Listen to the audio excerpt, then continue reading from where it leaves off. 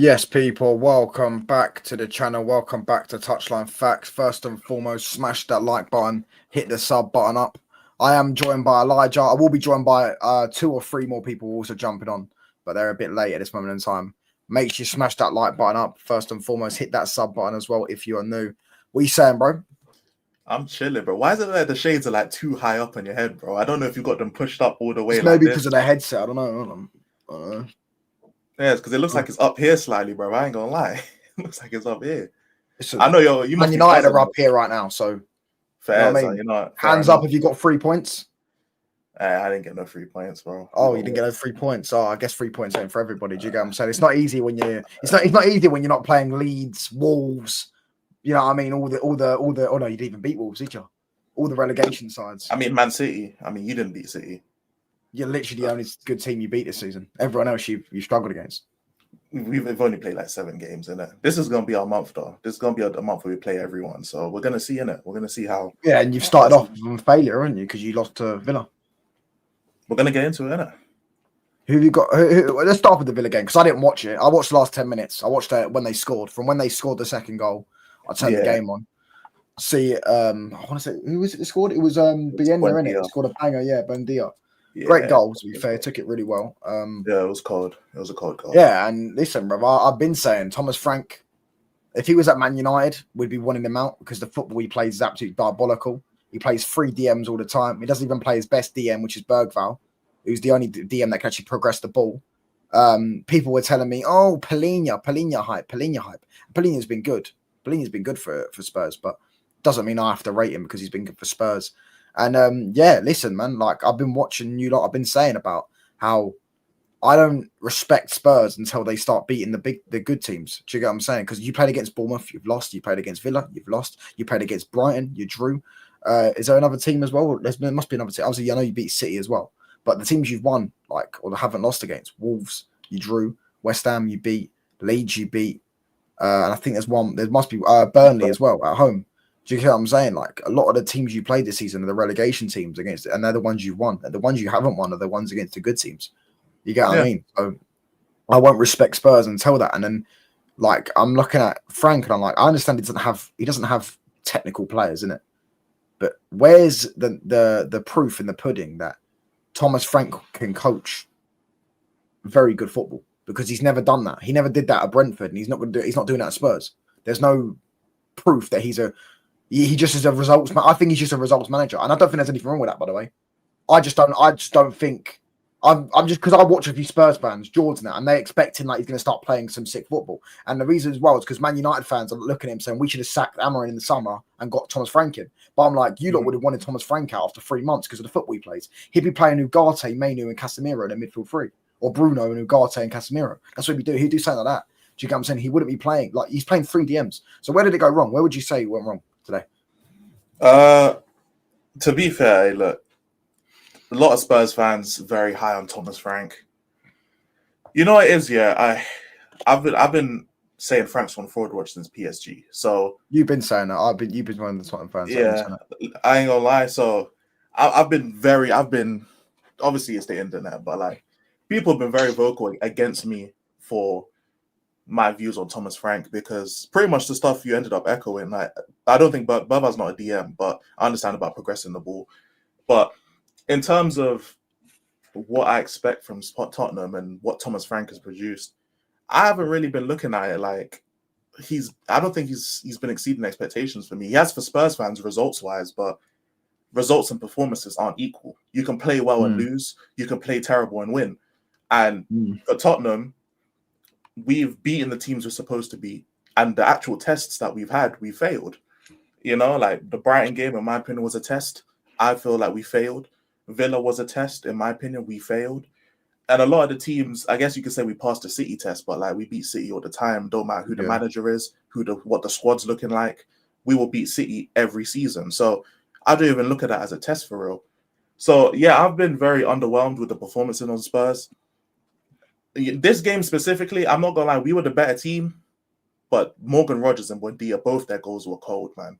They were cold. And the long shot is something that's kind of starting to get lost in this game because everyone wants to do the cutback thing, innit? Everyone wants to just swarm the box, do the cutback, And look Players for just don't do it. They just don't never try it that anymore. as well. Yeah, that's it. It's like they're scared to try and dribble past players, or they're scared to try and take a long shot. We just saw 2 instances in the same game where 2 long shots beat us. You know what I'm saying? And we missed chance after chance. We were crossing the ball, spamming balls into the box, no diddy, and we kept missing. 2 long shots, 2 moments of quality from Morgan Rogers and Buendia, and they would get the win in it. So it doesn't even matter at the end of the day in terms of the result, who's the better team, because we were the better team. But who cares? Because 2 moments of magic, you know what I'm saying?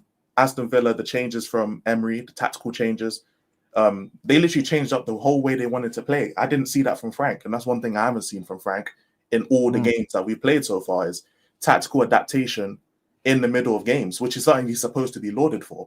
I ain't seen it. Personally, I haven't seen it. I've seen us start a 5 back, and I've seen us start in a 4-2-3-1 in it. But I ain't seen anything in the middle of games. The substitutions are weird, and they come too late. I'm not sold on Frank in it. Like, personally, I'm one of the few Spurs fans that aren't sold on Frank yet. A lot of people look at the results like, oh, we've only lost 2 in 12. Doesn't tell the full story. You know, we were losing against Bodo Glimt. We happened to come back. Our top scorer is own goals. Like, if that doesn't tell you, yeah, our top scorer is own goals. Like, that should the attack is not attacking. I understand that our front line is dead. But even so, we've scored enough goals to where we should be winning these games. I don't know how you score 2 against Bodo Glimt and you don't win. I don't know how you score 1 against Wolves and you don't win at home. I don't know how you go scoreless against Bournemouth. I don't know how you score 2 against Brighton and you don't win. But I haven't been sold. Personally, I ain't been sold on this manager. I feel like, hey, the Spurs fans, they're just living in results mode, innit? Because the results look good, innit, on paper. Like, we were 3rd in the league and all that shit. You know, 1 loss in 11 before this game. So the results are they sound nice on paper, but football ain't played on paper, man. And this is a prime example of football not being played on paper, because this was a standard Spurs performance and we didn't win. And now the whole Tottenham community is in meltdown. What do you think of Xavi Simons? Has he been pulling up strings? Because I was one that said he was shit or overrated, average. Chelsea dodged a missile. And apparently, well, I remember Jules was saying I was a hater, but I mean, I've watched this guy for years, and I just don't think he's that good. So, to be fair, I watched him against West Ham, his debut. I thought he was ponying that. I know he got an assist, but I thought he was ponying that. And I watched him against Leeds for a little bit. He put in a lovely little pass, but other than that, I haven't really seen much. I don't know what his GA is. I don't care. I just know that I don't rate him as a player. What's he been like so far? He's been okay, bro. Like, you know, as with Xavi Simons, if he was that great of a player, he wouldn't have got bounced around from Barca to PSG to Leipzig, in my opinion, anyway. Because if you're just that good at your age, you're just that good. Like, we see how many players that are around his age that are top quality minutes at top quality teams. So it's not to say that he's a bad player, but he's not one of them great players. Like, he's a decent player who might be able to look good in a system. But I've seen a little bit of flair, but like, what does that mean, bro? Like, what's the point of having flair if you can't use it effectively? You know what I'm saying? And Xavi Simons seems to be one of those players as of right now. He definitely looks better in the 10 compared to on the left. He looked absolutely dreadful on the left. Yeah, because he is a 10 though, isn't it? Yeah, but we started him. Best position. His best position is the 10, to be fair. But we had started him on the left originally, and he was terrible. Like, he was dreadful in it. And he's a bit better in the 10, to be fair. He has some good moments, but he's not consistent at all. And if he's going to be our main 10 because Kulu and Madders are both injured, then it's going to be a long season. What, Kulu and Mad? How long are they both out for? They're both going to be back by next year, man. So basically, this season's pretty much a wash for both of them, bro. For the most part, because even if they come back this season, they're not going to play themselves into form properly. So the start of next season is when they'll be back into full match fitness and everything. Because Madders tore his ACL and Madison's out till next season. I know that 100%. But our medical stuff is shit. Because Kulusevski's had surgery as well on his knee, you know? Yeah. Literally, that was back from the Ange days as well. Our medical team is shit because their man was saying, "Oh, it's just a knock." Spurs are in trouble.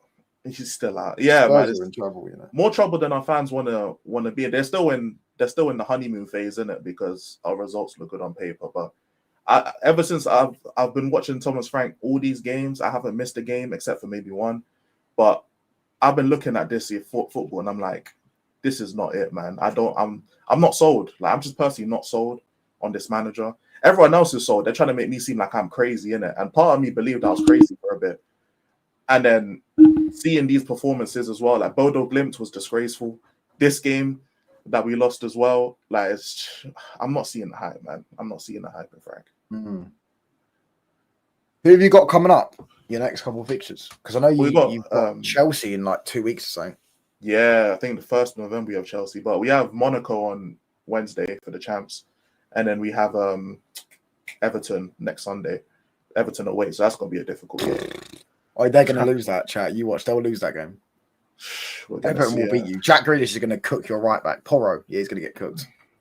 Yeah, it's gonna be peak, innit? But I mean, we could win the game, but I don't know. And Romero is he didn't play the game today because there's a minor problem with his knee or something like that. I don't think it's anything serious, but even so, our centre back depth is terrible because we loaned out all of our centre backs or sold them all their shit. So we literally only have Danso and Van der Ven as of right now. And if they don't play, it's Archie Gray at centre back. So our depth is horrible as well. So last thing I need is Romero to get injured. Yeah, man. Big up, Prime. What you saying, bro? Hello. What up? Apologies, I'm late. I burnt my hand. So. Oh shit. Yeah. But yeah, I'm good. We're talking about Spurs. Yeah, it's just good. Fans being gassed. Yeah. I don't know. It's funny. Yeah. It's only Elijah and Jez, who I know, and M. De Niro, who are very skeptical about what's going on. Everyone else seems to be very gassed. Remember Deji a few weeks ago, speaking with him, and he was but gassed about Spurs. With Deji, you do take of a pinch of salt. Deji like talks big, but just for Spurs. He said they were winning the treble last season, was it, or the season before that? He said they were winning the treble, like. Yeah. Like, I mean, yeah, but just in general, Spurs fans just seem to be very happy about what's going on. Which I mean, I get, but you guys did this with Ange, where you started great your first 10 games, then you played Chelsea, and things fell apart. I actually rate Frank. I think he is a good manager, but I think the problem. I think the big problem is Spurs and your squad. Like, there's a certain level what managers can really get out of it, and you guys made some good signings in the summer, yes, but you've not fixed your depth. And playing in Europe in the Champions League, how long are you guys going to be able to handle that? I don't think you'll do it for that long. That's why I think you'll get knocked out in the max round of 16. But Frank, I don't know. I guess it's a good start depending on who you talk to. But second season, that's what I'm really curious about. I'm curious of whether you guys will actually back him, or maybe not even back him per se, but improve your squad in next summer. And because everyone who's happy about Frank now, in a year's time, people are going to be saying about how Frank was never good anyway, and that's what I'm worried about, man. Because I don't know if it's a football fan thing, but I know it's a Spurs fan thing.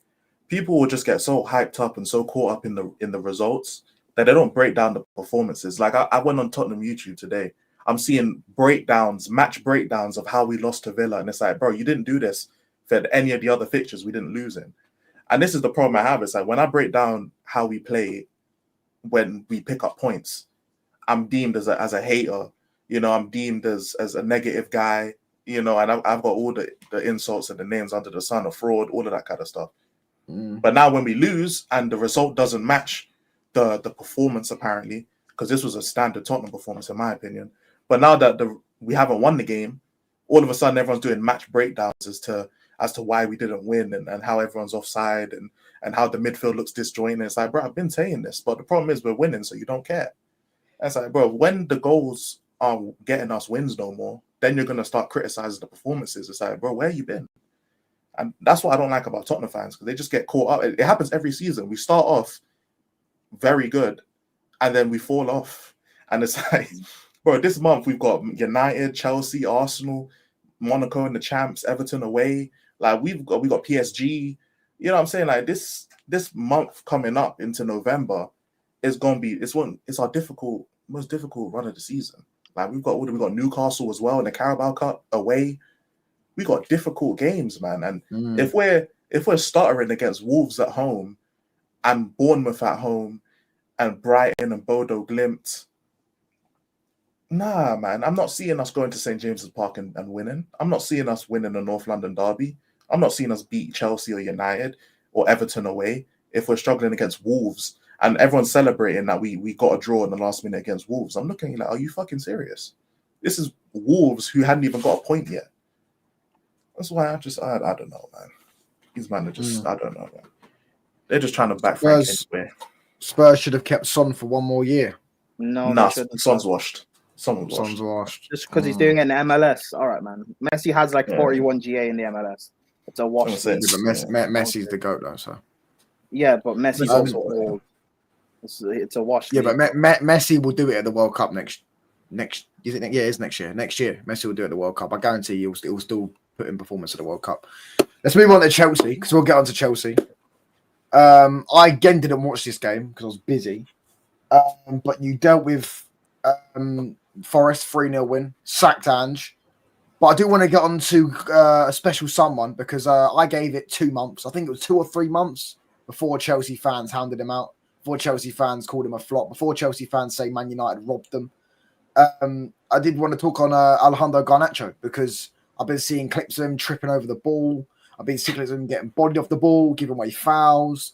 Do you get what I'm saying? He's running the ball out of play. I'm like, I mean, we did warn you guys. I hate to say we told you so, but we did tell you all. Do you get what I'm saying? He wasn't that good. And yeah, it looks like Chelsea fans have already given up on Garnacho with what he's been doing at Chelsea. Like they already seem like they don't like him, not willing to give him time because he's awful. And I don't think Enzo Maresca likes him either because he subbed them off at half time.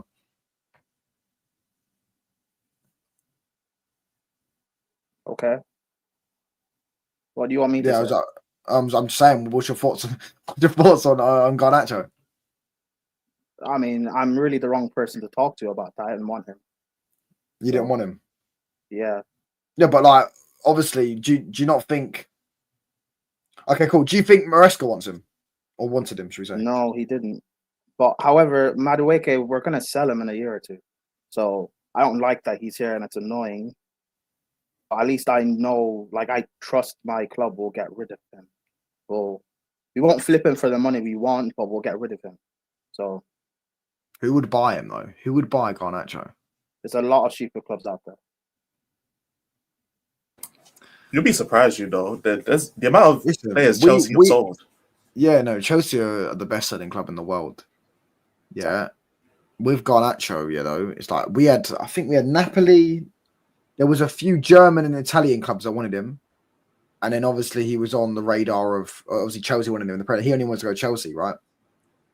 And I was just like, with the thing is though, is I'm not saying they can't get money for him, right? Or they want me to sell him. But like, I've watched this guy enough. Like, I don't know what club's seeing him that I haven't seen because I could have told anyone that he was dog shit. Could have told anyone. Yeah, it's because he's young and there's quote unquote potential. But Chelsea, as a club, we will do well this season. Like, we'll finish like 4th or maybe 3rd, and we'll win a trophy. And Garnacho will be part of that. And then we'll either sell him in the summer or the summer after that. And it won't be for the big money we want, unfortunately, because we bought him for 40 mil. But we'll sell him. It is what it is. I don't like that he's here, but so long as he doesn't piss me off when he plays, then I can't really do much, can I? Arsenal will be shook enough to buy him because they're going to sell Madueke they'll sell Martinelli in a year or two. Then they'll replace him with Garnacho. You think Garnacho? Hold on. You think Arsenal will sign Garnacho? Yeah, that's something that I think it's a strong possibility. Yes, a strong likelihood. I can't lie. I don't see that one happening. What will Chelsea win? The same way that Madueke. No, but Madueke is different. Arsenal, and it's really not. I told people Sterling would go to Arsenal on loan. Arsenal always buy our players. I said that Arsenal would sign Kepa. I said this back in like March on Mike's channel that they'd sign Kepa. Yeah, but Garnacho is sign our players. So is it a likelihood that he goes to Arsenal? A strong one, yes. It's not even an Arteta thing, by the way, because Berta's in charge of their transfers this summer, and he bought Kepa and Madueke. So this is an Arsenal thing, what they do. What would this guy is asking, Mado, what would Chelsea win this season? A domestic, a Carabao or FA Cup. What, you think you're going to win one of them at least? Yeah. Oh, sweet. But what about the Forest game though, bro? What was? I didn't watch, as I say, but you dealt with them, and I thought it'd be a boring game. I imagine it was boring the first half. I think it was 0-0 for half time. But then you dealt with them in the second half. Do you get what I'm saying? Sacked Ange. Ange has now been sacked twice in the last 4 months. No, something like that, 4 or 5 months. Yeah, crazy. But do you know what I mean? It always ended the same way. Always winning the second season. Do you get what I mean? So yeah, like what was the result? What was the performance like? Should we say? I didn't watch the game, but from what I got told by people, we were bad in the first half, and the subs that we made at halftime made the impact, and we were able to win the game. Halftime subs. Okay. Yeah, when you took off Garnacho. Yeah. And others as well. Chalaba's still bad, surprise, surprise. Gusto got sent off. I don't think Sanchez really had anything to deal with. Mark, you came on and made an impact in terms of having a presence up top. I don't know, whatever. Is what it is. It's Forest. So we move on to our next game. We have a little run building up until we play Arsenal of games that we should be winning. So I don't know what the hell happened in that game. I ain't gonna lie. I was Melon's watch along. Yeah, I didn't watch the Chelsea game, innit? Do you get what I'm saying? But what did you? I guess we'll move on to United. We are supposed to have Geordie Dredd joining us for the Newcastle game. I did actually watch the Newcastle game. That's the game I did watch. And if he does join, we'll talk about that. But let's talk about the game of the weekend, because I'm sure that's what everyone wants to hear about. Did you guys watch the game, by the way? Yes, I did. Not all of it. I was busy, to be fair, but I watched some of it. So did you miss the ending? I missed the ending, yeah. You missed the best part of the game. The best part of the game I missed, yes. Yeah, you missed the best part of the game. There was no goal scored. I imagine because we scored in the first 6 seconds, you saw the goal, yeah, when we were on 0 up in 60 seconds. I did not see any of the goals, unfortunately. I joined late. I started watching it late, and I left early. I was busy, so I didn't get to see any of the best parts. I was pissed. Well, I watched the whole game. I thoroughly enjoyed it. I don't know about you, Prime. Did you thoroughly enjoy the game as well? Thoroughly enjoyed the game. Arsenal were poor, and United. You mean Liverpool? Took advantage of it. I thought it was funny. That was funny, to be fair, but I don't know. It's just it took not 9 months, but almost a year to win back-to-back games, and that's crazy. There's United fans who are trying to say, well, he's finally won back-to-back games now, so we should trust him. So, I think that's also funny. I don't know what time United fans really say. Well, he's done. He's won. You're all laughing, but when was the last time your club won at Anfield? Oh yeah, and your club as well. When was the last time both your clubs won at Anfield? Because Amarin's unbeaten at Anfield. Is that a reason to keep him? It took a year to win, almost a year to win back-to-back games, bro. I mean, Prime. Our managers aren't good enough to win at Anfield, so because his manager that's a reason to keep him. I'm assuming, right, Touchline? That would be a plus. That's definitely a plus on his CV that he's never lost at Anfield. Is that a reason to keep him? It's the only plus he has. So are you hammering him in then? Because he's also gone to the Emirates and won there. He's also beat Chelsea. He's also beaten City at the Etihad. I can carry on, bro. He's been to the Emirates twice and beat him. In fact, do you get what I'm saying? Obviously, the one was at Sporting. So do you believe in Amarin? So what now? Do you believe in it? What do you mean? No. I don't get what you're trying to say. You're saying you're using all these positives to get us. Oh, have your managers won at Anfield? No, we haven't. So what do we do now? What happens? Yeah, because you're bringing up Hammer and saying, "Oh, United fans are saying back him and stuff like that." But there are United fans saying back. Are you one of them though? That's what I'm trying to find out. I wouldn't. I don't think you can sack him after today if he wins at Anfield. No, I'm not saying sack him right now, but I mean, are you hammering him out or are you hammering him out? Why? No, obviously, I'm hammering out. He needs to go there and win next week. Oh, sorry. Why would I sack him after he's won at Anfield? Why would we do that? Spurs haven't won a trophy in 17 years. They won a trophy and still sacked Ange. They finished 17th. That's why they sacked And Ange. you guys finished 15th last year and only just won back-to-back games in the Prem. All right. That's last year. We're talking this year. Also, you're a bigger club. He was the manager. You're also a bigger club. So why are you aberrating? No, but I'm saying if you're going to sack him for last year's antics, you should have sacked him last year rather than sacking him this year for what he did last year. If you're talking about this year, we're currently 2 points off Cincinnati champions of England, Liverpool. We just beat the champions of England, by the way. The champions of England just beat them. He only just won back-to-back games throughout his whole tenure. No, it's not just the season. Firstly, back-to-back league games. All right, cool. That's what. We're 8 games in. We're 8 games in. We're 8 games into the league. You're not in Europe this year. Like you're only really playing in the league up until. We also haven't lost back-to-back games, by the way. You haven't lost in back-to-back games. Not this season, no. Well done. And how many games in are we in? Like 8. 8. So what? We can go back-to-back wins, but can't go back-to-back losses. So yes, because throughout his whole tenure. Okay, so what does that mean? Because you're going to bring up last season, right? But I don't want to bring up last season. I'm bringing up his tenure, yes. No, bring up this season. Talk about this season. It's not just this season. I'm bringing up his tenure. He had Garnacho on the left wing, bro. I was backing him last season until we lost that final. Because I said the players are shit. The players are terrible. All right. So by that logic, with Arteta, we can't bring up what he's done in his previous season. It's only this year. And this year, Arteta's top of the league. So is he the best manager in the league then? By that logic. I mean, well, no. But first, I didn't say Amram was the best manager in the league. I didn't say. I know you didn't say Amram's the best manager in the league, but like you're erasing the previous. No, so we can erase. If you're going to sit there and say Arteta, I don't think Arsenal win the league this season because they have a manager in Arteta who's previously shown that he can't do it. Then I would agree. Well, who cares about the previous? Fair. Why do you care about the previous? I'm saying. No, but I don't get what your point is. Completely different scenarios. You don't care about the previous. Why do you care about previous? No, what do you mean though? You're bringing up Arteta's thing. Like I'm talking about Amram. No, you said Amram should be sacked tonight. That could be sacked tonight. I said you can't sack him after winning at Anfield. He should be sacked in general, whether it's tonight, yesterday. No, he shouldn't be sacked tonight. You can't sack him tonight. Should be sacked. You can, because he's not good anyway. You can't. You definitely can. Does he turn it around? How do you know that he doesn't turn it around? I'm asking you. Does he turn it around? You have to wait and see. Are you willing to put your faith in that? I said. I remember saying it after like the fourth game. I think it was the third game. The third game of the season, international break.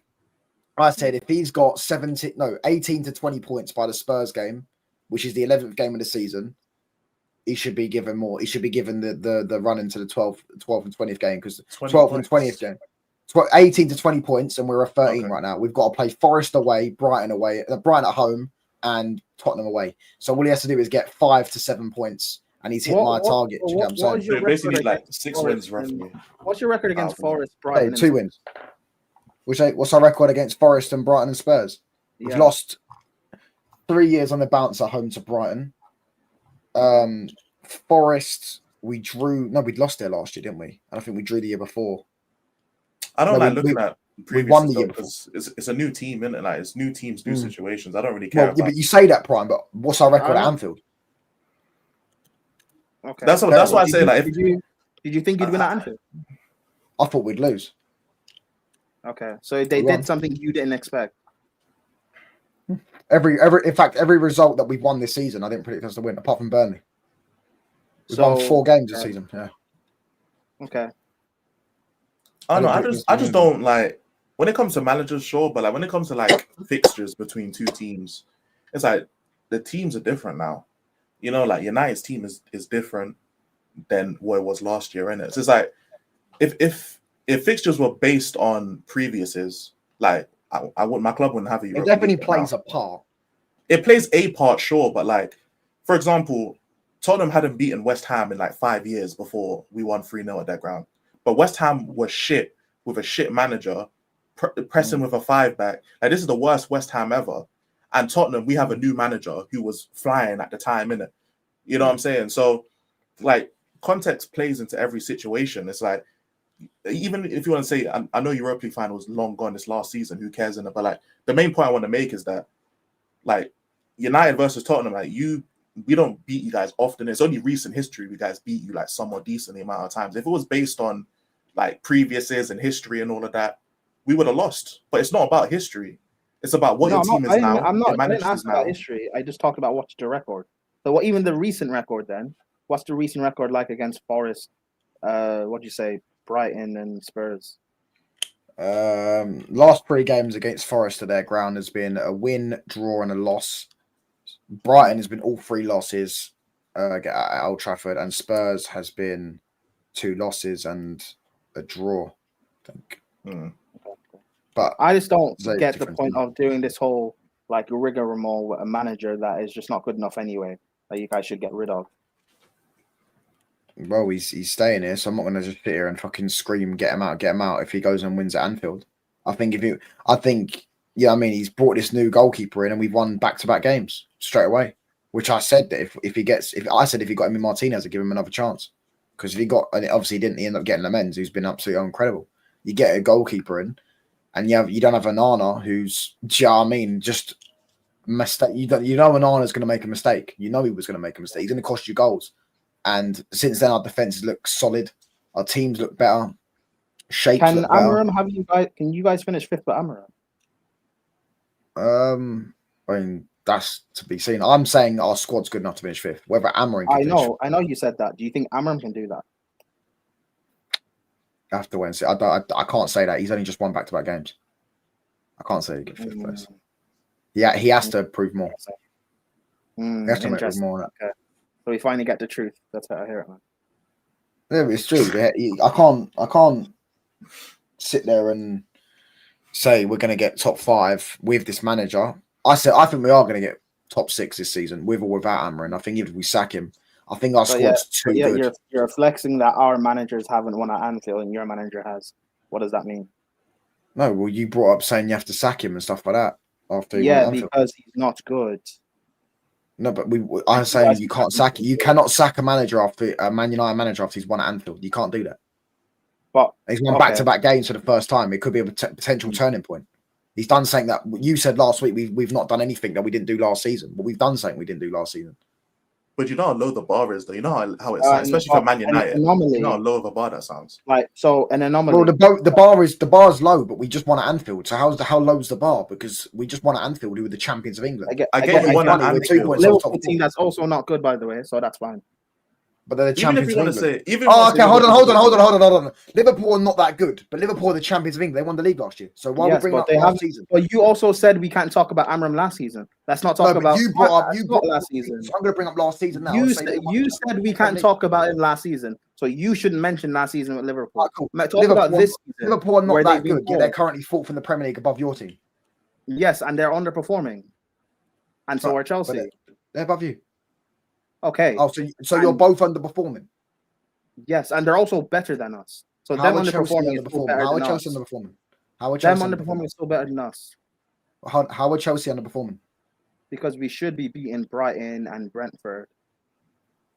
But that's not how football works. We should have more points than we should now. Okay, what? You don't think Man United should? Fine. And Liverpool, that's fine. You finally done something, back-to-back wins. That shouldn't still be a reason to keep him. He's not good anyway. No. I didn't say keep him, but I'm saying if you're, I wouldn't. A manager wins his first back-to-back games, and one of them is away at Anfield as a Man United manager. You cannot sack him straight after winning a game at Anfield. You guys have sacked the manager after winning a trophy. At the end of the season, when you get a better manager. So there's better managers out there than Amarim. There's better managers out there than Amarim. I'm not saying there isn't. The fact that it took him this long to win back-to-back games. People say this, though. Do you know what's funny? You know, people say this back-to-back games. You know, we only won 10 months before him, back-to-back games twice. So we were already struggling with back-to-back wins. And that manager also wasn't good either. Well done. Right, but it's still. Amarim was supposed to be better than him. Amarim was supposed to be one of the best young managers in the world. The next Pep, Montclair Mourinho. Who the fuck has ever called him the next Pep? So no one's ever called him the next Pep. People said he was supposed to be replacing Pep at City. Not that I don't think he's the next Pep. Do you get what I'm saying? Okay. People say he's supposed to be replacing. Not that he's the next Pep. I'm not saying Pep. I'm not saying that someone who's supposed to be. It was only a year ago. People were talking about how great this guy is. So the fact that we're like only now you've won back-to-back games is shocking. You shouldn't still be here. I don't care that it's Liverpool. That's what we've been doing. Do you get what I'm saying? Well, winning back-to-back games, one against Liverpool at Anfield. First win at Anfield, by the way, in 9 years, sorry, so say. So you get what I'm saying? It's a very good achievement. He's also won at the Emirates. He's also won against Chelsea. He's also won against City. Do you get what I'm saying? He's been to these grounds in the big games. It's now time to start dealing with the little teams, which is to say, Brighton are not a little, they're a little club, but they're not a little team. You know, they've got good players. Do you get what I'm saying? Now I'm looking at going, look, if he's won back-to-back games, the voodoo's over. We've got the back-to-back wins. The team is now in high spirits. Go and beat Brighton. And if he goes and beats Brighton, and then beats fucking Forest or beats Spurs, I don't think he'll. I don't see us winning all 3 of those games. But if he does do that, do you get what I'm saying? He's hit a turning point. He has hit a turning point. This could be a massive turning point. Winning at Anfield is something that's the way we did it as well. Late in the game, 1-1, boom, Maguire header. Do you get what I'm saying? Silenced Anfield. Doing it in the fashion we did it in, for me, is a turning point. Could be a potential turning point for us in our season. We have not won at Anfield. None of our players have won at Anfield. I don't think one of them has ever won at Anfield. Even Casemiro didn't win it at Real Madrid. No one's ever won at Anfield. Not one of our players. I know, but I mean, it's Man United though. Like, I ain't gonna lie, bro. It's Man. What'd you say? What if you lose to Brighton? What happened? Then it's back to the drawing board, I guess. So you don't want him gone if you lose to Brighton? I didn't say I didn't want him gone. He's Amber Mountain right now. No, I never said I wanted him. I just said you couldn't sack him after beating Anfield because you never know. Okay, if you lose to Brighton, should he go? If he loses to Brighton, the next international break, probably bin him off. But I don't think we'll lose to Brighton though. I don't know. This is just for someone who's who's Amarim out, like in the grand scheme of things, you're just defending him a lot, bro. Like it's back-to-back wins. Like I mean, I know you got it against Liverpool, which I don't want to downplay the Liverpool result, but it's just like it could have been like there's so many other teams that aren't Liverpool that you could have beaten to get back-to-back wins. Like it just so happened that it was against Liverpool. Well, we're currently 2 points off. Don't forget the back-to-back wins. We're currently 2 points off Liverpool. We're 2 points off third. Not being funny, but if Liverpool are in the title race, why aren't Man United? Because we are literally 2 points behind them. Everyone's gassed up Glasgow and Crystal Palace this season. They're on level 1 points of us.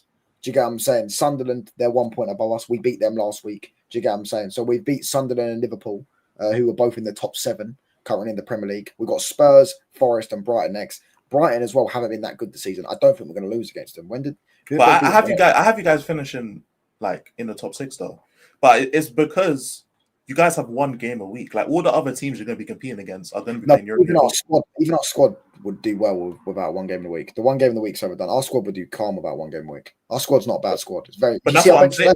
But that's what I'm saying. I think you might are going to finish in the top 6 because having 1 game a week is going to be a massive advantage. In my opinion, it's going to slightly overinflate how good your squad is. But finishing in the top 6 is very, in my opinion, it's very realistic for Man United. And I still think you should spin off Amarim because he's shit. But I still think even with Amarim, you should be looking to finish top 6 because every other team in that realm is going to be having European football.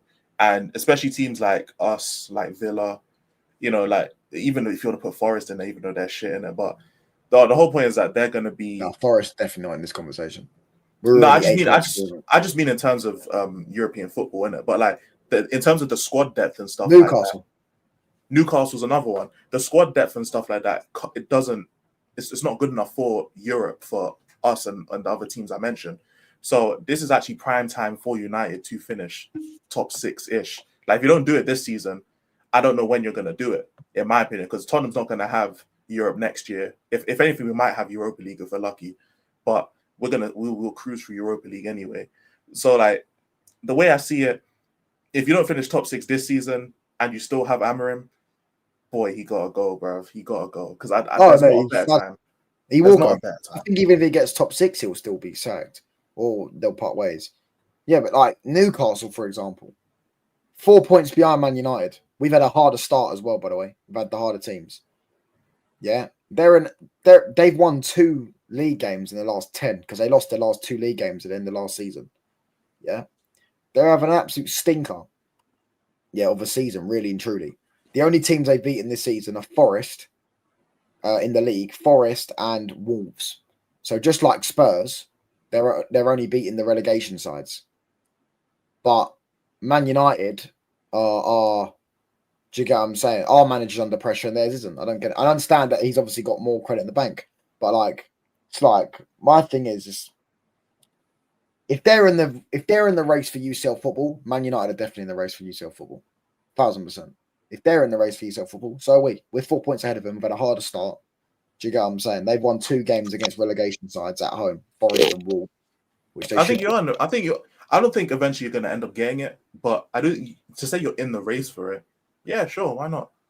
Like you should be. You should be in a race to it, in my opinion, anyway. Given because I don't think your squad. I personally think that Amram's holding your squad back. Like to be fair, we've talked about this already, but yeah. I personally think that your manager's holding your squad back because I actually think you guys have like a top 7, top 8 squad in the league. So we have a top 5 squad, 100%. Who's got a better squad than us? Spurs don't. But that's why I say because obviously you got to think so. It's Arsenal, Chelsea, Liverpool, City and Liverpool. Yeah, that's it. Okay. No one else. Just those 4. Yeah, no one else. Newcastle have a better squad than us. Spurs definitely don't. Like squad wise, like one of our centre backs gets injured. We're bringing on Euro off the bench. We've got Xerxes and Sesko on the bench. We got Mainu on the bench. These players would start for Newcastle and Spurs. Some of these, you know what I'm saying? Sesko would start for Spurs. Mainu would start for Spurs. Mainu would start for Newcastle. So like these players would start for these clubs, yet they're on our bench and they're not even starting. They're on your bench, but they're on your bench because you have Bruno in the team. That's why he's on the bench, though. Yeah, exactly. That's what I'm saying. But Bruno would also start for your club as well. Bruno would be better than. How would Bruno not start for your club? He wouldn't start for our club. Bruno would be your best midfielder. No, he wouldn't. Who's better than Bruno?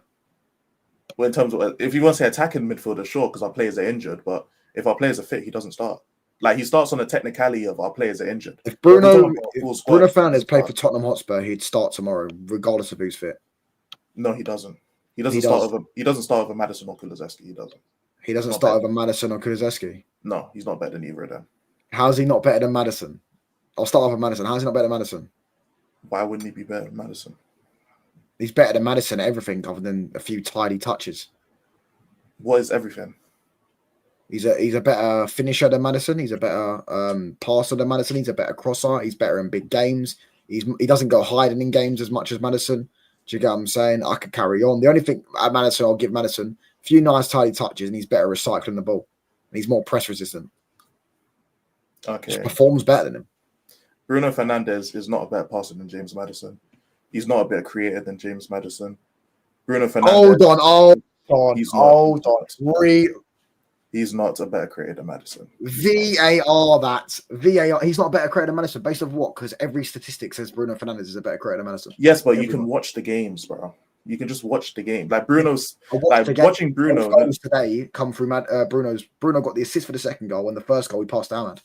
Yeah, so sure, but that's like saying Salah's a creator just because he has a bunch of assists. Salah is a creator. He's not a creator, bro. He's like, okay, we're going to have to just agree to disagree. But when it comes to Bruno Fernandes, I'll give him his risk taking is better than Maddison, sure. But just spamming passes, it's like De Bruyne in a way. Like De Bruyne's cold, but let's be honest, De Bruyne spams a lot of just crosses into the box, a lot of long passes. That's what all the best creators do. Not necessarily, no, they don't. Not necessarily. They do, but all of them do it. No, it's just a different style of creating. Like, if you value that, then that's fine, innit? But they're just different styles of creators, like Maddison and Bruno. I personally think Maddison's style of creating is better than Bruno's, and you disagree, and that's fine, innit? But I personally think Maddison is a better creator, he's a better passer. If you want to say finisher, sure, but I haven't seen that recently from Bruno because his finishing's been very lackluster. If you want to say a better defender, sure, but I mean, what does that matter really if you're an attacking midfielder? Yeah, it's definitely a part of thing because managers do it, and Thomas Frank definitely would rather his midfielders better defend because he plays 3 DMs. He plays 2. It depends on the formation. He plays 2, but I see what you're saying. But no, I personally don't think. I don't. And plus, technically, he's a better footballer as well in every aspect. Yeah, I agree with that. I don't see what you're seeing. I don't rate either of them. Cooley's better, obviously, but Madison and Bruno, I don't really rate them like that. Yeah, but anyways, back to the topic. I think we have the 5th best squad in the country. I don't think we're that far off Chelsea as well. I think we're a midfielder, midfielder or two away from Chelsea. Arguably the 5th, yes. I don't think it's confirmed. What do you mean? As arguably as in what? So who would you say is arguably on our level for squad? I think in terms of squads and how you guys can compete for 5th, I think you're in the discussion with Spurs and Newcastle. Yeah, I agree. There's a discussion, but I think we just got a better squad than them. I think in terms of quality, in depth as well. Like when we get our bench is unreal. Do you get what I'm saying? Literally, our attackers, Spurs wanted Mbumu. Do you get what I mean? And so did Newcastle. Yeah, I mean, so we've got the quality there, man. I genuinely think we should get top 5. We should get UCL for, but I do think English teams will do it again this season. Spurs, Newcastle wanted Mbeumo to add to what they already had. You guys wanted he would have started. Had nothing. He would have started from. Exactly. So he would have added to what they already had. You guys had nothing. How did we have nothing? We had Ahmad, who would also start from. Ahmad would start for Spurs and Ahmad who plays wing back. He wouldn't start. Right, but Ahmad was playing in the 10 before Boomer came into the team, and now he's cooking at wing back. Ahmad was playing wing back before. No, he wasn't. He was playing in the 10. I see you're a United fan. Was Ahmad not playing in the 10? And he was also playing wing back. He played wing back about 5 times last season. There's a reason why you bought Mbeumo, because Ahmad is your wing back, according to Amarin. No, Ahmad is playing wing back because Mbeumo and Ahmad are an elite partnership on the right hand side, and it's the way we play. But if you're going off what he was doing last season, exactly, you're saying we had nothing there. But Amad Diallo can play in the 10, and he's played in the 10 for I think he's played in the 10 this season. He played in the 10 against you lot. He didn't play wing back against you. He played in the 10 because he played in the 10 against us. Did you guys not have injuries to your other forwards? They were both on the bench. Yeah, but they were injured. No. But you've just seen the contradiction. You've said because you said we didn't have anyone there, but we did have someone there because Ahmad was playing there, and Ahmad can play there. So we had someone there. We just didn't play him. But you also had the likes of Garnacho playing in your 10s. No. Yeah, I'm talking about right 10 though. Obviously. But I'm talking. You're just focusing on one player. Talking about you buying Cunha and Mbeumo and Sesko because you guys had no one there last season. The players you had there weren't that good, according to your manager. That's why Garnacho's gone and Ahmad's at wing back. So according to your manager, not what you think. So according to your manager, that's why you don't try and make out that. That's why you completely don't rate Ahmad. I think. Well, he's at wing back, so he clearly doesn't rate him in the 10. What if he's at wing back? That mean he doesn't rate him. He doesn't rate him in the 10. I said. He probably does. Then why go and get Mbeumo? You can play Ahmad in the 10.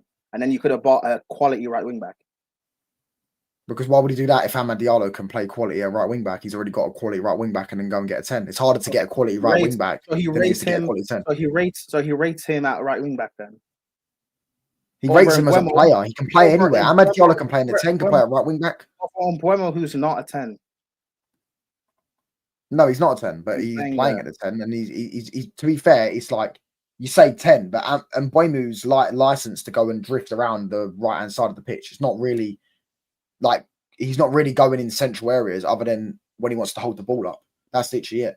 Do you get what I'm saying? And then Mbeumo and Ahmad, Amad Diallo can play it in the 10 and he can play in the camp. Do you get him? Just like he can play right wing back. It's not about what he can or can't do. It's about what your manager is doing, and he values him at wing back over. Yeah, because he's got no one else to play wing back. Who's he going to play? Diallo. But you could have bought a quality right wing back and have Ahmad play in the 10. But he didn't do that. It's harder to get a quality wing back than a quality 10. But you didn't get a quality 10. You got Mbeumo. Mbeumo's been quality for us. He's got 5 GA already. But you didn't get a quality 10. You got Mbeumo. Mbeumo is not a 10. Right, but he's playing because he's been good so far doesn't go against the point I've just made. It does kind of.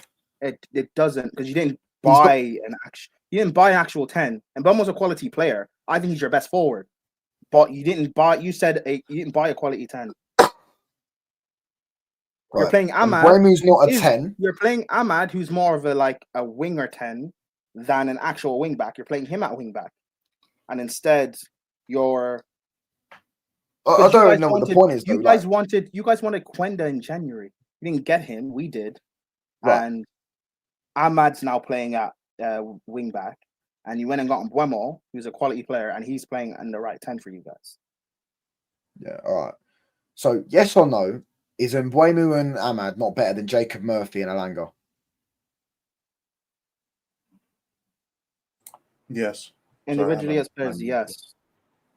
But Jacob Murphy's been quality for Newcastle the last year, maybe year and a half. Alanga, I don't rate that highly. Yeah, that's just what I wanted to know. That's what I'm saying. So we've got a better right hand side than they do.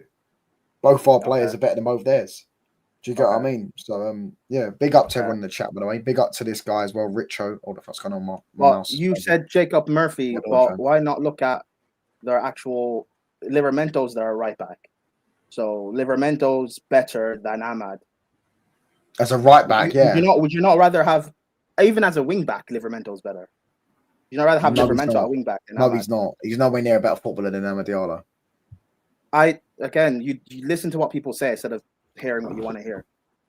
Livermento's a better wing back than Ahmad. He's not. No, he's not. He is. Amad Diallo has been fucking unbelievable at wing back. That's brilliant. Livermento's still better. Mazraoui's better than Livermento. Mazraoui's not better than Livermento. Not as a wing back. As a wing back, Livermento will be better than Mazraoui. As a right back, Mazraoui is better than him. Even as a right back, no. Well, you just said as a right back, Livermento is better than Mazraoui. No, sorry, Ahmad. I think as a right back, I said as a wing back, Livermento is better than Ahmad. No, he also said right back, Chad. Did he not just say right back as well? I said wing back. You said right back. I said wing back. You said right back. No. Chat, someone go back and clip it. VAR that. He said right back first. He said as a right back. You were talking about right back. I was talking about wing back. No, I brought up wing back. I was talking about wing back. You said right back. I'm talking about wing back. Someone VAR check it, right? But as a why would I compare Ahmad as a right back to Livermento as a right back? That doesn't make sense.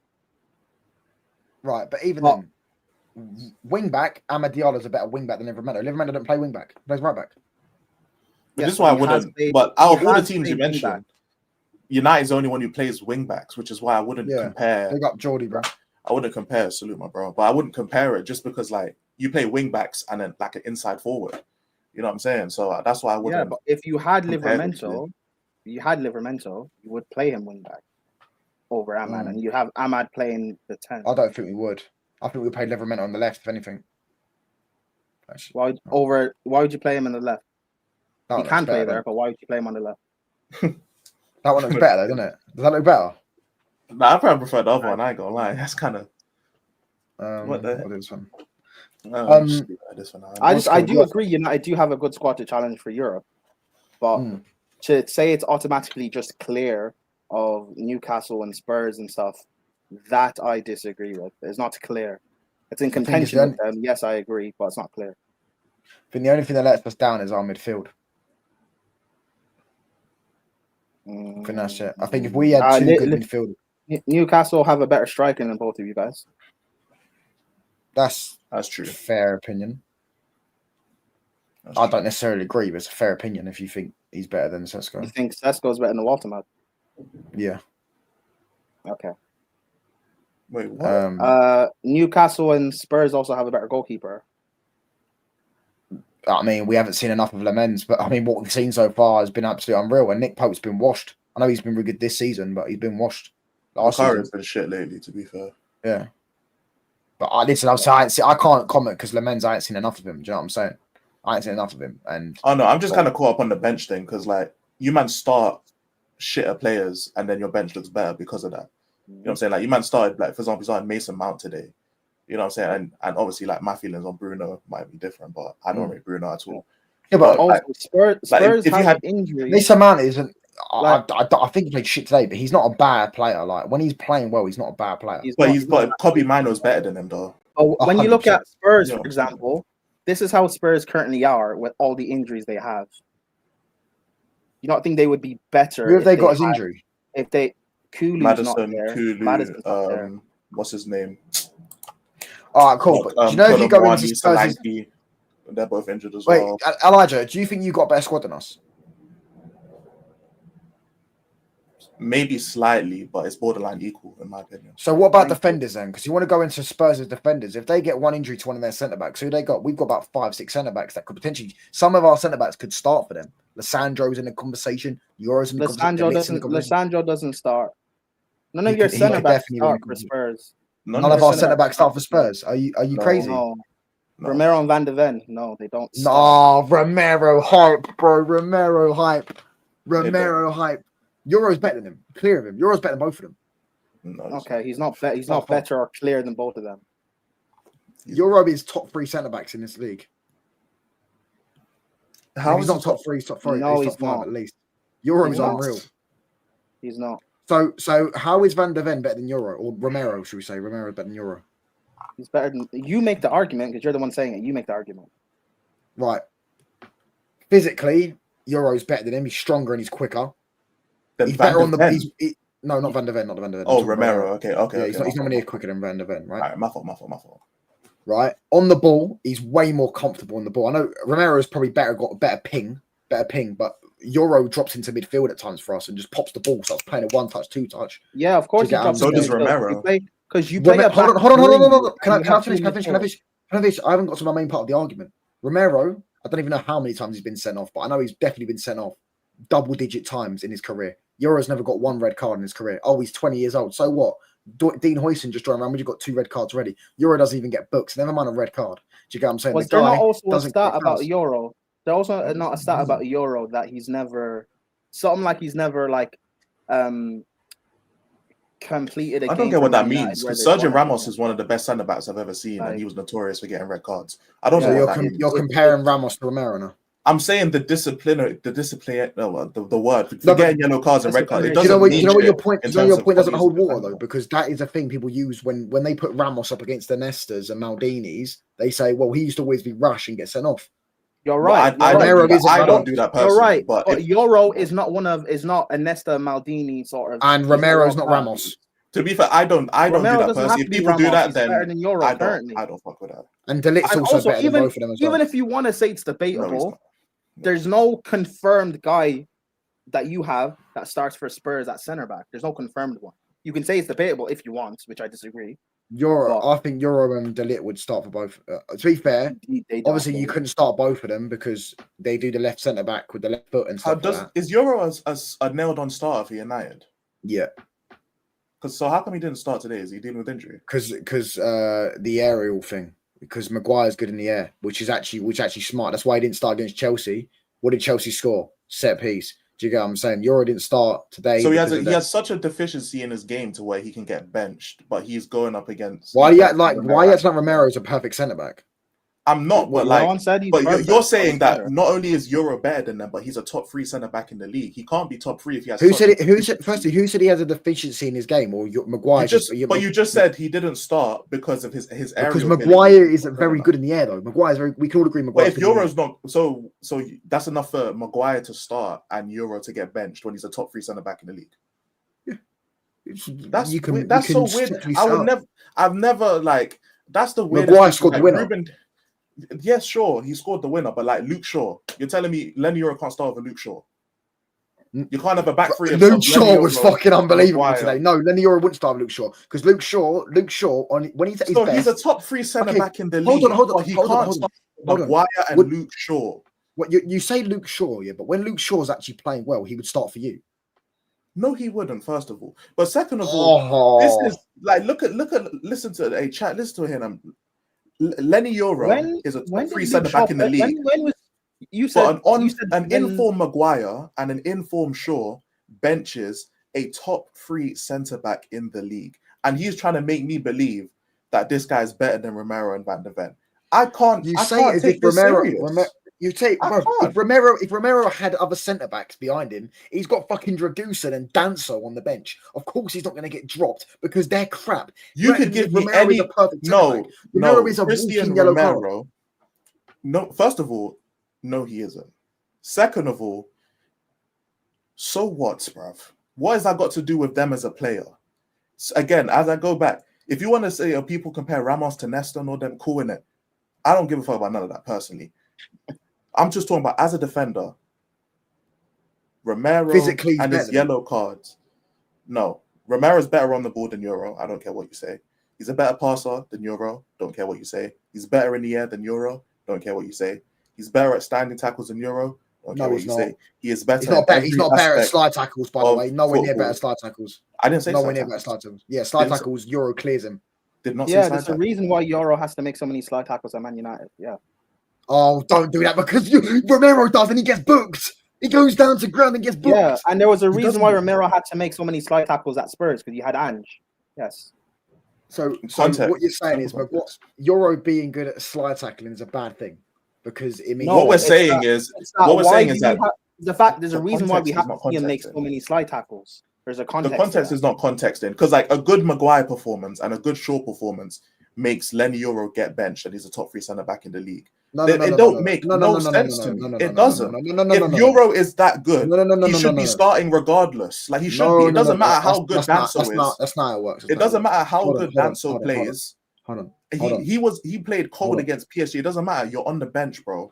Danso's a very good defender. You're still not better. That's what I'm saying. Like Danso is a good defender, bro. It don't matter how good Danso plays. He's going to be second fiddle to Romero and Van der Ven. Luke Shaw, when he was at his best, was the best left back on the planet. When was he 10 years ago? When was he at his best? 2021. Right. That's 5 years. And you could argue 2022, 2023 season, he was unbelievable as well. We're in 2025. That's still 4 years ago. He's had 2 years of injuries. He's come back into the side. Obviously, every manager likes him. And today, he absolutely pocketed Mo Salah. That's not like he did. Bro, we're in 20. And Mo Salah, everyone says that's finished. Great. And he also pocketed Isak as well. So I don't know why we're doing Mo Salah. Everyone says Mo Salah actually won Player of the Year. What are we doing here? Mo Salah won Player of the Year last year. Let's not do this. All right, and Salah's not been good this year. That's great. All right, cool. But you act like Mo Salah's some scrubby footballer. He pocketed him today, right? Yeah, and the reason why Maguire started ahead of Lenny Euro today was because Maguire is more of a threat in the air, and he's also better in the air. Do you get what I'm saying? In terms of, and obviously, Liverpool are deadly from set pieces, and Maguire scored. Does Maguire start for Spurs over Romero? Not consistently. He wouldn't start for Spurs. Okay. Does Luke Shaw start? He doesn't consistently start for us. Does Luke Shaw start for Spurs? At left back, yeah. Over who? At his best, he's better than both their left backs. You think he's better than Jed Spencer?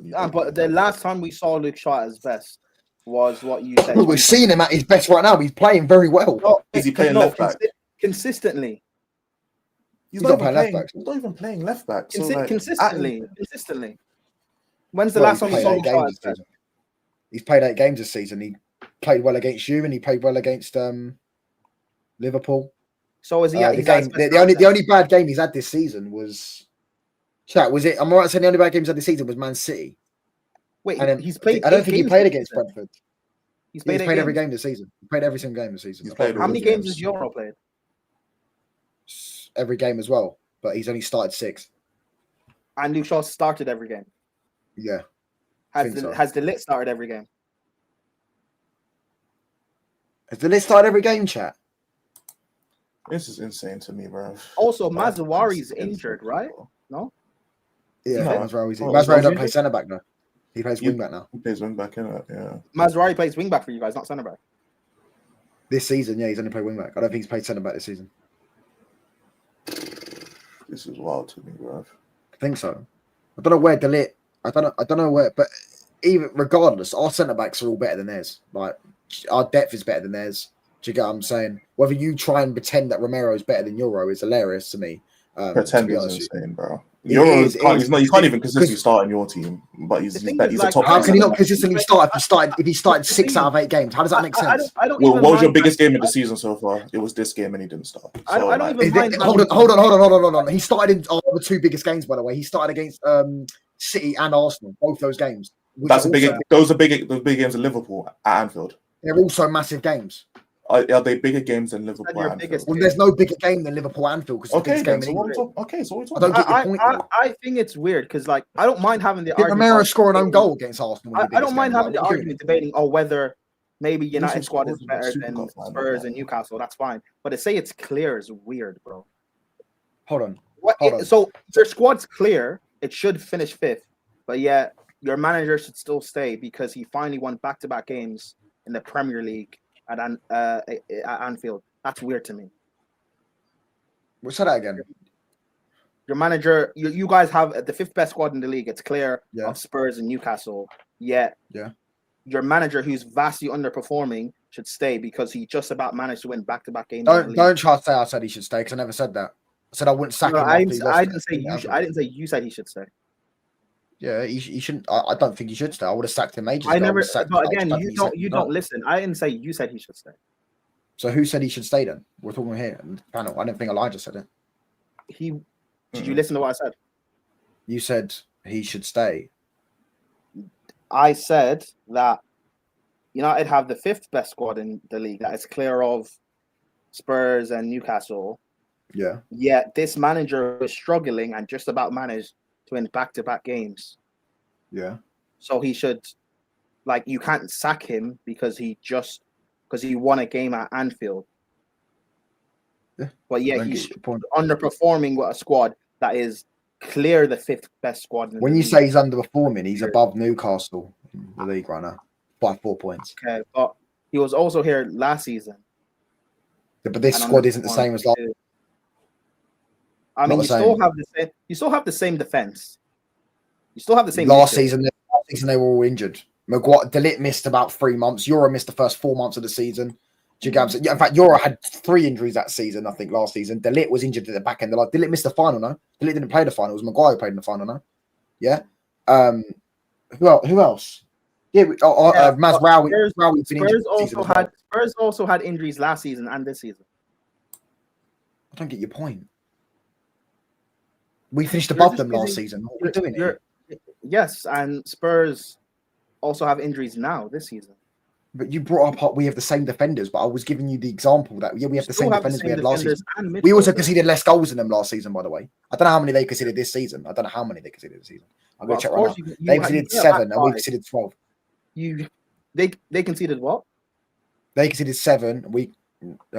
They conceded 7. We conceded 12 last season. This season. Last season we conceded way less than us because they had the high line on that. Interesting. But I mean, so let's do a combined 11 then. That should make sense. You guys play a back 5, so you should concede less than that. I mean, I don't know how that works, but all right, cool. If that's what you want to say. You can play 5 defenders. And so do Wolves. Wolves play 5 defenders. Does that mean they should concede less than Liverpool? And Arsenal? Wolves don't have a squad that's clear of Spurs, so they don't have a top 3 centre back in the league. Yeah, we'll see. Come into the season. That can't go away to Anfield. It's weird. What does that mean? So he didn't start at Anfield. So that means he started in pretty much all our other big games. Do you get what I'm saying? He started in 6 out of the 8 league games we've played this season. But he didn't start at Anfield. Bearing in mind, by the way, they've got 2. Would you have started Euro? I would have started Euro, yeah.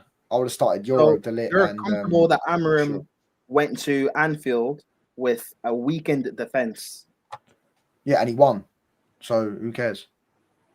But you're comfortable with him doing that. He won. Why would I be angry if it was right? I didn't say angry. I said, are you comfortable with him doing that? Yeah, he won the game. If the role of a manager is to win the game of football. The tactics are supposed to win the game of football. He didn't want to play Euro, which ended up working because the player who played in Euro's position scored the winner and played really well. I'm not saying Lenny Euro couldn't do what Maguire did today, by the way, because apart from the goal, I don't think Euro would score that because Lenny Euro is not good in the air at attacking headers and stuff like that. But you get what I'm saying. But in terms of defensively, bro, Maguire was good, but Euro would have done the same thing. He just didn't start him because of the aerial threat, which clearly worked because he scored. Midfield in Spurs. Nah, I wouldn't say so. DMs and centre mids. I mean, I don't rate. You don't rate who? Polina. Okay. Is Polina worse than Ugarte? No chance. So Ugarte is better than Polina, yeah? Oh, the schedule. Casemiro clears all of them. Yeah, that's true. Casemiro does clear all of them. But do you want to do a command 11 right now? We'll do a command 11. Man United Spurs. Is Polina worse than Ugarte? No, I just said Polina's better than him. By far. Everyone's better than Ugarte. He's terrible. Combined 11 wouldn't work though because you guys play wing backs. We're just going to argue over full backs all day. Yeah, but you could say Mazraoui can play fullback because he plays there his whole career. He's just playing on wing back now. Like, I'm not going to put Ahmad as the rule back. Yeah, but Mazraoui don't even like. So would Mazraoui start over Ahmad in that position? Because I'm assuming they both play the same position as of right now. So would you start Mazraoui or Ahmad as a right back? Well, for Man United right now, let's say they're both fit in your system as Man United. Who would you start in that position, Ahmad or Mazraoui? Ahmad Diallo. He's our best player. Which is fine, isn't it? But like that's the thing. Like Mazraoui wouldn't start for you guys, but he would demand to be in this kind of conversation because of the formation we play. That's why I wouldn't. That's why I combine 11. Like, sure, we can do one. I'm not saying we shouldn't do one, but it wouldn't necessarily work for us because like Mazraoui wouldn't start for you guys because of the formation you play. But if we're doing like a 4-3-3, he'd be put in that conversation. You know what I'm saying? It's like it doesn't work. Those kind of things don't work necessarily. Who is Amarim's back three? Starting back his favourite back three. This season, it's been Luke Shaw, De Ligt, and Euro. If everyone's fit. That back three, yeah. There'll be the odd game where he brings in Maguire, like today, like Chelsea. But other than that, he'll start that back three. That'll be his favourite back three. I don't know about Lissandro. I can't tell you that because I don't know if he prefers Lissandro to Luke Shaw because Lissandro hasn't been fit since February. So I don't know if he prefers Lissandro. Do you get what I'm saying? I can't talk about Lissandro at this moment in time. But if you was listen, goalkeeper, I can't say Lamens is better than Vicario because he's only played 2 games. Vicario has been shit. And Vicario was very good in his first 2 games as well when he joined Spurs. Do you see what I'm saying? So I can't speak that much on it. However, he's been very good. But if you was go right back, I mean, you could take Porro, but I prefer Mazraoui as a right back than Porro because Mazraoui is the shutdown right back. That's what I'm saying. Like, I would take Porro, but that's what I'm saying. Like, you know what's mad? Like, if you were saying wing back, I would take Porro over Mazraoui as a wing back. But which is fair enough because Porro's weak defensively. I understand it. Yeah, Mazraoui locks down every left winger he's pretty much played against. Do you get what I'm saying? Like, he's been unbelievable. That's why he's playing. I just know for Chelsea, if I look at both squads, I'm taking Van de Ven. I actually like Euro. However, I don't really think he is that much better than Achibong. I rate Achibong highly. I think he's a brilliant talent. So I wouldn't really want to waste getting Euro when I could play Achibong, to be fair. Who else would I take from both teams? You take our attackers. You take one of our right wingers at least. No, I wouldn't. Because I have Esteval. So I rate Mbeumo. I think he's your best attacker, but I wouldn't take him. Cunha is not a left winger. And Cunha's not a better 10 than Palmer, but Palmer's injured. However, Cunha's not a better 10 than Kulu. I take Kulu. Yeah, that's fair. And also, I take Vicario. I think it's a bit mad that you said you wouldn't take any of our right wingers, to be honest. But why? Your right winger is Mbeumo or Ahmad, who are good. I'm talking just Spurs as well, Kudus as well, because you wanted Kudus. I don't. I rated Kudus 2 years ago, but he's been poor the last year, 18 months. Yeah, but I'm just saying, I don't understand. Like Esteval is good in it. He's very talented, Esteval. But I'm saying yeah, he's but still 18. Also, you know what I'm saying? Kudus also wouldn't have started for us, so there's no guarantee he consistently starts for us. No, I'm not saying start for you, though. I'm saying as your squad, would you take him in your squad? No, I'm looking at players I'm taking directly into my team to make it better, my 11. All right, cool. So I'll tell you starts for Chelsea for Man United's team, who I'd say starts for you lot. Yeah. In goal, I don't care. I'm taking the men's over Renato Sanchez. I think Roberto Sanchez is but shit. that's why I picked Vicario. I'm taking Vicario over Lamont. Oh, all right, cool. All right. Hold on. Centre backs, I think De Ligt gets into your team, and I think so does Euro. And then midfielders, none of our midfielders get into their team. Unless you take Kobe Mainoo over Enzo or whatever, but that's a different conversation. No. And attack-wise, I would personally say Ahmad and Mbeumo are both better than Esteval. No. This is what Baron said. Lamens, Spence, Van de Ven, De Ligt, Porro, Casemiro, Bergvall, Bruno, and Mbeumo, Cunha, Simmons. So who's the striker? Cunha. I guess Cunha, I guess. I'll probably prefer to put... I think Sal's been better than Bergvall this season, but that's fair. Yeah, but Bergval's barely played though. I swear Bergval ain't missed time. No, he's played him and it is Frank prefers Palinha and Bentancur as that double pivot.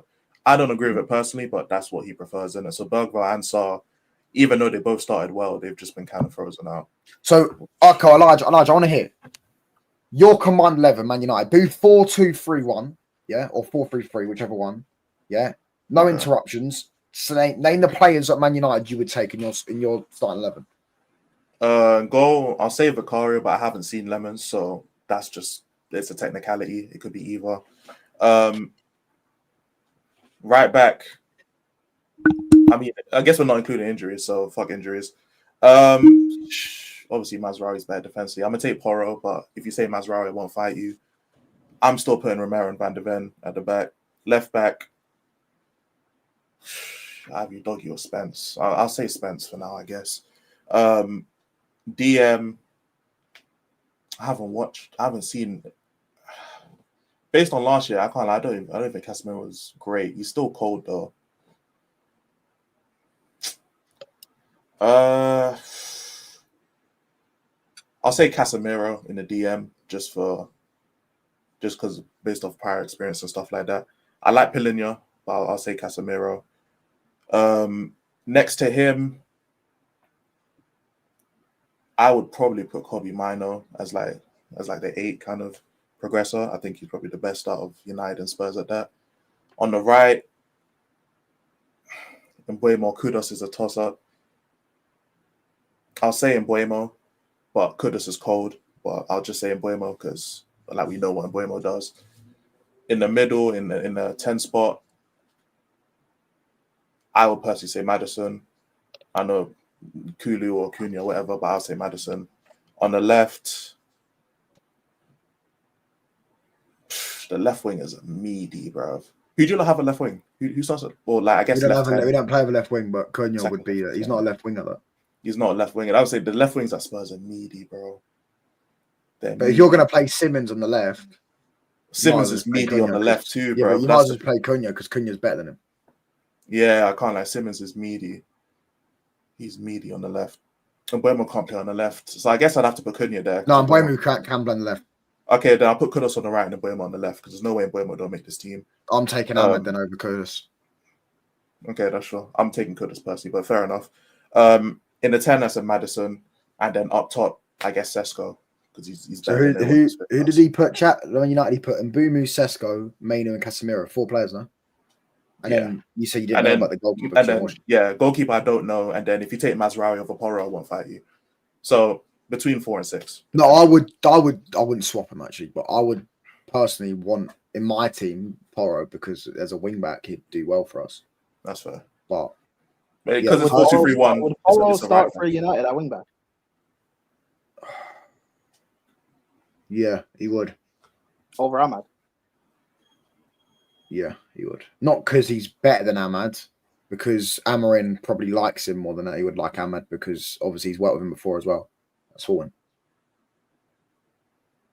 I imagine he would. I personally wouldn't start. I think Ahmad's our best footballer. I think he's our best. Him or Cunha's our best player at the club. Yeah.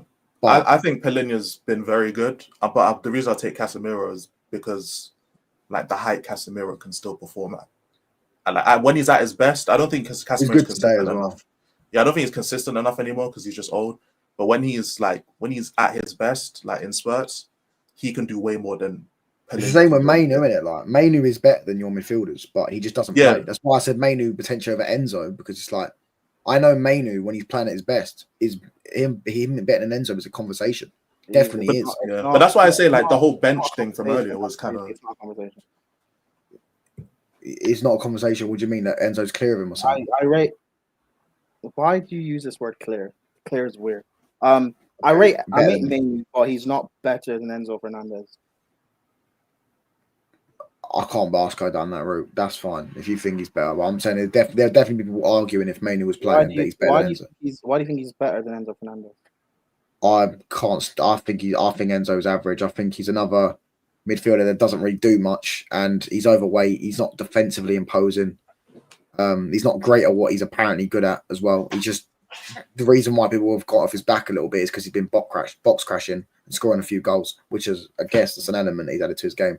Personally, I liked him when he was at Benfica. By the way, I actually saw him before he joined Chelsea at Benfica when he was a skinny midfielder. When he was skinny before he bulked up all the muscle and stuff like that. And then when he come on the World Cup, he was very good. You mean when he was a deep lying playmaker? I agree. A deep lying He's Enzo still is the best version of Enzo. However, that doesn't then mean he's trash now. He's one of the best midfielders in this league. He starts for Man United comfortably in midfield. He wouldn't. He would. Well, maybe not under Amarim because Amarim's just weird. But in general, yeah. In general, yeah. Kudus left wing. You could put Kudus left wing and Boomer right wing. Whatever. I personally prefer Ahmad to Kudus, but if you think Kudus is better, I wouldn't really. I couldn't have that argument. None of our midfielders getting the combined level. Yeah, I only said that potentially Mainu could, but that's what I'm saying. Ahmad is a winger, not a right wing back. Yeah, but we don't play with a winger in it, so that's why I play right wing back. Prime Enzo isn't good. Caicedo carries, man. I don't think our midfield makes any 11. Spurs, not gonna lie. You guys do you. Nah, Casemiro's been good. It was on their best, but like Casemiro is just a lot more dynamic when he's hitting his top performance. If you get a top Casemiro performance, way more dynamic than Casemiro performance. Would you want me to name one? In my opinion, I think when Casemiro's at his best, he's a lot more dynamic in terms of he can do the defensive work, but he's also a threat going forward. I mean, Pellegrini scored a couple goals, but he's not really a threat going forward. Even Casemiro as well. Do you want your defensive midfielder to do that? I mean, there's certain times in a game, like for example, like Pellegrini will be in the box during set pieces because of like he's like 6 foot and he's physically imposing. Like Casemiro is as well. Like Casemiro is imposing in the air as well. But like there are certain times where Pellegrini will make the wrong decision, and like to be fair, the reason why it doesn't get talked about is because Bentancur makes even more wrong decisions. But when I'm talking about like in terms of a game-to-game performance, Pellegrini, in my opinion, is better than Casemiro. But Pellegrini is very limited. Like Pellegrini, he can score, but he's very like bad offensively, and I understand. I personally don't like Pellegrini in it. Why do people want their defensive midfielders to be scoring goals? It's not necessarily about scoring bonus. Goals, but it's not. You're a defensive midfielder. Stop the goal from going in. But even defensively, Casemiro is good. I think yes, but look at what you just said. You said he's good. I do agree. Casemiro is a very good player, but he's still also like aging and old. Yeah, in my opinion, not young, bro. Pellegrini's like 30. Yeah, but Pellegrini's still he's still performing at in terms of defensive work. He's performing at all-time highs. They both are, isn't it? What Elijah was talking about, how Casemiro being dynamic and getting up and stuff and scoring goals and stuff like that. That just looks more to me like an 8 then, because that's basically what Enzo Fernandez is doing for us at a higher level. No, but what happens when Spurs play? Like, for example, Spurs today played with Bentancur and Pellegrini being 2 DMs and then Xavi Simons, like a 4-2-1-3.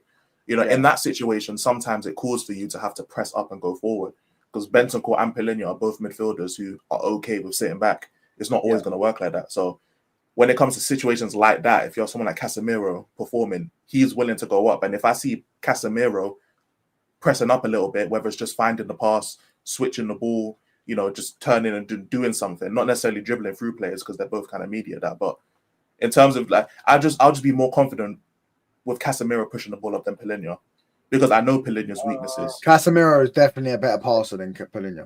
Definitely a better passer than him. Okay, 100%. But that's also down to how Frank wants to play. He wants 2 DMs to just sit. So Casemiro would also which is true, which is why I disagree with how Frank runs the midfield. It's just that's my main gripe with Frank. But Casemiro wouldn't be doing this bombing and box crashing at Spurs, would he? Yeah, which is true. Yeah, that's true. So again, he's a defensive midfielder. So let's judge him as a defensive midfielder. In those circumstances, I'll take Pellegrini over Casemiro. Like when Chelsea fans and Arsenal fans talk about Caicedo and Rice and talk about their goals, I don't care about their goals. If they're DMs, let's talk about them as DMs and what they do. No. I disagree with that one, though. I'll tell you why I disagree with that one. Because I'll tell you why. Declan Rice hasn't just played in the 6, by the way. He plays in the 8. He plays a bit further forward than Caicedo, yeah? I know. Hold on. But I'll tell you why it's a bonus to Declan Rice's favour. is because he's so good at set pieces. He will literally get you 20 GA a season. That is definitely a bonus. I'm not saying that's just because he got 20 GA. That means anyways, he's better than as I was saying before you interrupted me, if you want to talk about players as DMs, you view them as DMs and you don't mention their goals. Kai Rice has been playing as an 8, yes. So let's talk about Rice as an 8 and compare him as an 8 to other players that play in the league, like Enzo, who also plays as an 8 and not as a deep lying playmaker. Caicedo, I don't think he really is a DM anyway, but the only reason he plays DM for us is because our actual DM just does not stay fit in Romeo Lavia. But if you want to compare Caicedo as a DM, that's fine. Then don't talk to me about his goals. I don't care about his goals. You can say it's a bonus, but who cares about the bonus if I'm not getting my base salary? But you do get your base salary from Declan Rice. Yes, but Rice also plays as an 8, so we can talk about his goals. But if Rice was playing as a DM the last 2 years, I wouldn't care about his box crashing and goal output. Oh, that's fair. I mean, you wouldn't care about his set pieces. I mean, he takes set pieces, so sure. But in terms of open play, I wouldn't really care about that because I'm viewing him as a DM.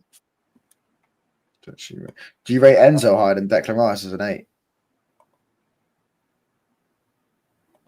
Yeah, because I think Enzo can do a bit more than Rice. However, I rate Rice highly. I'm someone who will actually defend Rice. However, I look at Arteta and I say you're not actually getting the best out of Rice. And the reason why Rice still looks this good is because how good of a player he is. Arteta still isn't getting the best out of him though. We're not getting the best out of Caicedo, truly. But again, this is how good Caicedo is. No, I probably agree that Caicedo's better than him, by the way. We're not getting the best. Oh, is he lagging? Play out of position and still ball. So this is why when people rate top players and they play out of position and they don't look good, maybe they're not as good as you actually think that they are. If they're struggling in certain positions that are not meant to be their primary ones.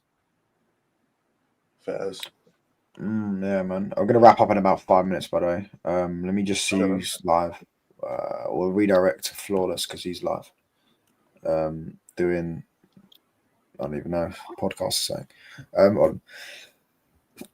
But big up, lads. I think if a game is end to end, Casemiro can't play. He just doesn't have the legs for it. Yeah, I agree. But if the game is tactical or slow, United sit back. He's not going to best game in the world at that. Yeah. Today I thought he looked mad nervous though on the ball when they kept pressing him. But yeah, he was good today, man. Like, you know, who would be a good partner for Casemiro? Paulinho or Sarr. If you give Casemiro legs, you would see more out of him.